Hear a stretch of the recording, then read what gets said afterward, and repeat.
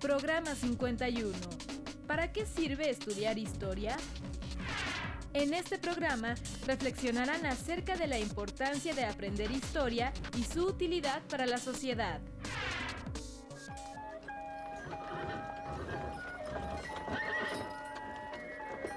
¿En qué consiste el estudio de la historia? ¿Solo es recordar nombres y conmemorar fechas cada año? Para las sociedades, ¿qué importancia tiene la historia? ¿Quiénes construyen la historia? Hablar de historia es hablar del tiempo, de las personas, del entorno, de lo que pasó antes y después, de lo que se vive hoy en día y de lo que sucederá en el futuro, de evidencias, fuentes o registros que han quedado como huellas y son herencia histórica de lo que somos, de dónde venimos y a dónde vamos. Día con día, se reproduce una forma de vida que es parte de una herencia histórica y, al mismo tiempo, están aconteciendo hechos y procesos que en el futuro serán la historia del país.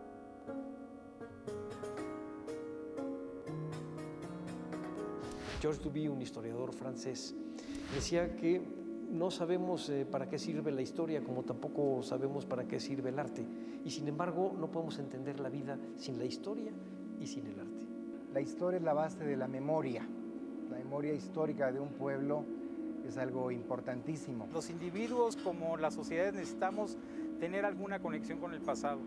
Piensen ustedes, por ejemplo, por qué todas las familias guardan con tanta devoción y cuidado las fotografías de los parientes. Nos hace ser generaciones que no quedan en el Alzheimer cultural, es decir, que son generaciones que quedan desmemoriadas o que quedan acéfalas y que simplemente viven en el presente hedonista, instantáneo, inmediato, que es la gran cultura de la modernidad que hoy día se forma. Es esa idea de saber de dónde venimos, y los historiadores lo que hacemos es justamente encargarnos de ese mismo asunto, pero a nivel de la sociedad en general. La historia siempre es contemporánea, es verdad, es decir, todos los hechos del pasado son vistos por los ojos del presente. Hoy sabemos más que los propios contemporáneos. Podemos acceder a documentación que no podía ser estudiada en su momento. Conocer para decidir, recuperar memoria histórica pasada para actuar en el presente. Si tú tienes una percepción, digamos, clara de la historia, de que estos problemas se han vivido en otros momentos de diferente manera o incluso de manera comparada, que otros países tuvieron o no, digamos, más o menos este problema, pues ya te ubicas exactamente dónde estás, porque sabes de dónde vienes y sabiendo dónde estás, más o menos sabes a dónde puede ir el país. Si uno no conoce la historia de su país, está uno condenado a repetirla. Decía Edmundo Gorman que la historia se hizo para entender los hechos pasados, no para regañar a los muertos. Es decir, se hizo para saber y entender, comprender por qué pasaron las cosas que pasaron y no para estar juzgando a los personajes de la historia. Y poder entender por qué las cosas ocurrieron así y no de otra manera. El contacto con la historia lo tenemos todos los días. En nuestro trabajo, a través de los oficios, la familia, los medios de comunicación y los distintos espacios de convivencia se reproducen creencias, tradiciones y formas de vida que a lo largo de generaciones se han mantenido. En las casas, las escuelas, los centros de diversión, de trabajo, todo lo que nos rodea, escuchamos, leemos y hacemos día con día son una forma de aprender y reproducir la historia del país. Personas de todas las edades participan en estos hechos y colaboran en la construcción histórica de la sociedad a la que pertenecen. La historia es una forma de mantener nuestra identidad. La propia vida cotidiana nos tiene que llevar al sentido del descubrimiento de la historia como una necesidad de saber más de dónde venimos para poder desarrollarnos con mayor potencial en el presente. Incluso cuando sueñan, incluso cuando todos soñamos, nunca olvidamos quiénes somos. Aunque estemos soñando y en condiciones muy raras, siempre sabemos que nosotros somos los que estamos ahí en ese sueño, aunque el sueño sea disparatado. Estudiando lo que hemos sido, es posible saber lo que hoy somos y lo que seremos más adelante.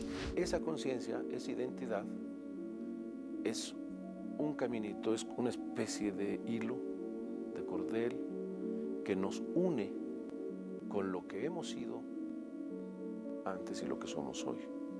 Si nosotros conocemos qué fue lo que sucedió, cuáles fueron los acontecimientos y las causas que los provocaron, podremos estar en el presente con mayor conciencia y caminar hacia el futuro con mayor certeza.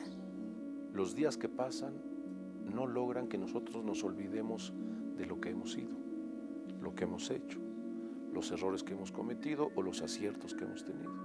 La historia es el movimiento, es estudiar cómo cambia la sociedad en cada momento. Esto es a nivel social, a nivel de nuestro organismo social, esto es seguir manteniendo la memoria de quiénes somos. Para eso es la historia, para que nosotros sepamos quiénes somos. Ustedes les toca ahora actuar y tienen que regresar la vista al pasado y saber dónde pisan, recordar errores, recordar aciertos y recuperarlos entonces para poder actuar hoy. Que no sea nada más aprender de memoria la historia por aprenderla, sino reflexionar, incluso criticarla. Yo creo que eso es muy, muy importante, muy sano, pero claro, no perderla de vista. O sea, acercarse e incluso apasionarse por la historia. Vivir en sociedad es vivir de acuerdo a las costumbres, tradiciones, normas, formas de pensamiento y acción que van de acuerdo al momento histórico. Lo que los jóvenes de hoy en día conocen, creen y aprenden es distinto a lo que los niños y adolescentes han vivido en distintos periodos de la historia. Por ejemplo, en el periodo prehispánico, a las adolescentes que les gustaba coquetear o hablar de los otros, eran obligadas a barrer de noche fuera de la casa, lo que era considerado como algo peor que recibir una paliza. En el siglo XVIII, a los jóvenes les gustaba ir a las llamadas jamaicas, que eran bailes para divertirse. No obstante, las autoridades de esa época no veían con buenos ojos estas fiestas, por lo que fueron atacadas desde las iglesias y el Tribunal de la Inquisición. En 1867, durante la República restaurada, se creó la Escuela Nacional Preparatoria. Los adolescentes de 13 años entraban a la preparatoria y cuando terminaban sus estudios, a los 15 años, tenían que decidir si empezaban a trabajar o continuaban estudiando una profesión. Durante la Revolución, la opción de muchos jóvenes era incorporarse a las filas de alguno de los grupos revolucionarios. Este fue el caso de Clemente Peralta, quien a sus 14 años y cuando estaba cuidando ovejas, un jefe lo invitó a unirse a la revolución y se fue. En la década de los años 20, el control de la sexualidad de los jóvenes por razones de salud mental y física estaba directamente asociado a la idea de la reproducción. Pureza, pudor, recato y honestidad serían las más grandes cualidades que la Iglesia reclamaría a los jóvenes de uno u otro sexo. Durante los años de 1950, el noviazgo continuaba iniciándose en secreto, casi siempre a escondidas del padre.